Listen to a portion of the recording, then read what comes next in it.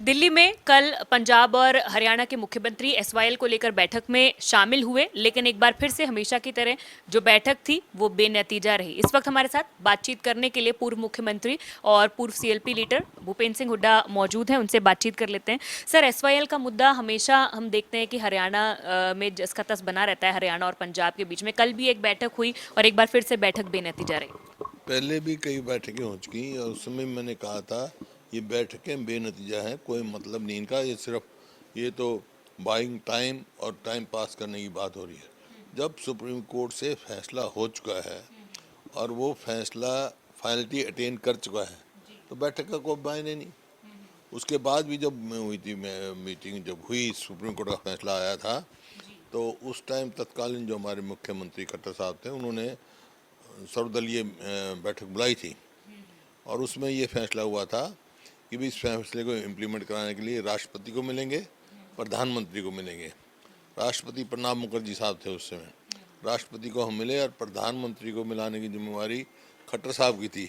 आज तक वो प्रधानमंत्री से नहीं मिले, तो इसका कोई मतलब ही नहीं। जब सुप्रीम कोर्ट का फैसला है और क्योंकि ये जो टर्मिनेट किया था एग्रीमेंट, वाटर एग्रीमेंट पंजाब सरकार ने, उसके खिलाफ हरियाणा सरकार गई थी और कई साल के बाद बहुत तारीखें लगी, बहुत उसके बाद सुप्रीम कोर्ट ने फैसला किया था कि वो टर्मिनेशन गलत है, कोई पावर नहीं पंजाब की।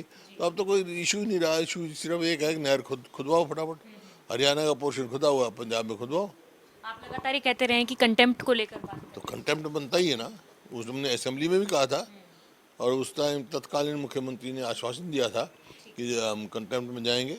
तो अब ये बैठकों का क्या मतलब है? सर, अब एक नई चर्चा इसमें निकलकर सामने आ रही है। अभी मात्र चर्चा है, कल पता लगा है कि अब कहीं एक ऑल द वे दूसरा वे निकालने की कोशिश कर रहे हैं। अब ये पूरी एसवाईएल की चीज जो है वो इंडस वाटर ट्रीटी पे शिफ्ट हो गई है। ये कह रहे हैं कि उसमें बदलाव किया जाना चाहिए और उसके उसका इसका कोई संबंध नहीं है। ये हमारा हिस्सा, क्या नाम, इसमें सतलुज में और ब्यास में हमारा हिस्सा है, उसमें हमारा हिस्सा है, वो हमारा हिस्सा मिले। बाकी जब इंडस्ट्री बंद होगी उसका पानी बढ़ेगा तो वो हिस्से के हिसाब से बाद में आ जाएगा। लेकिन ये जो हमारा जो है इस टाइम तो एसवाईएल तुरंत खुदनी चाहिए। जो फैसला सुप्रीम कोर्ट में फाइनल हो चुका है उसमें कोई इफ एंड बट नहीं होनी चाहिए। सर, एक बार फिर से डीएपी को लेकर प्रदेश में किल्लत की खबरें सामने आ रही हैं। कई जिलों में पुलिस की निगरानी में जो है वो डीएपी खाद मिल रही है। डीएपी कहाँ मिल रही है किसानों को? पुलिस में थानों में बट रही है, समय पे ऑर्डर नहीं देते, समय पर खाद नहीं मंगाते। और ये इस सरकार में कई दफ़ा हो गया क्योंकि इनका ध्यान ही नहीं है किसान की तरफ, बल्कि जो गरीब आदमी की तरफ ध्यान नहीं, किसान की तरफ ध्यान नहीं। ये सरकार जो है विफल सरकार है। सर, एक ये भी है कि बारिश लगातार हो रही है, इसको लेकर हरियाणा जो है हर जगह जलमग्न हुआ पड़ा है। फ्लड वाले कहते हैं कि हमने मीटिंग्स की हैं, इंतजाम किए हैं, लेकिन कई जगह ना ड्रेन साफ हुए। समय रहते जो इंतजाम है वो उसमें कहीं ना कहीं चूक रहे। शहरों में सब मालूम है आपको कि जो इसमें स्कैंडल हुए हैं, जो ना तो समय पे सीवरेज साफ हुए, ना ड्रेन साफ हुए, ना नाले साफ हुए, ना ड्रेनों की खुदा हुई, तो नतीजा तो इसी वजह से, लापरवाही की वजह से आज ये भुगतना पड़ रहा है लोगों को। आखिरी सवाल है सर, बीजेपी का संगठन जो है हमने देखा कल बन गया, 27 जिलों की जो लिस्ट है वो आ गई है।